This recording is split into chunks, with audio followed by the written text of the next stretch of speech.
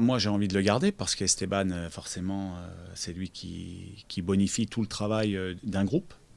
Aujourd'hui, il a été buteur à chacune de nos dernières victoires. Donc forcément, c'est un mec fondamental pour nous, un joueur très important. Je sais qu'aujourd'hui, dans le monde du foot actuel, avec les difficultés que rencontrent les clubs, une telle proposition, c'est pas évident pour un club comme Angesco. Pour Esteban aussi, c'est quand même quelque chose. Lui qui était en national il y a un an et demi, donc ça, moi, j'intègre tout ça.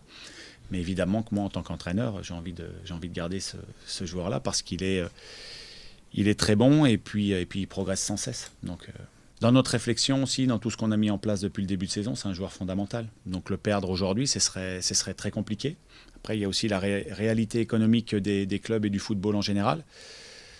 Mais en tant qu'entraîneur, je le répète, ce serait un coup dur. On est toujours dans l'anticipation. Par contre, moi ce matin, j'ai pas eu de consigne, donc je l'ai entraîné. Et puis je me projette sur le match de Paris avec lui. On verra s'il se passe quelque chose d'ici là. Mais il y a forcément une anticipation à avoir dans les postes, dans les profils, dans les noms éventuels à recruter, déjà qu'on recherche.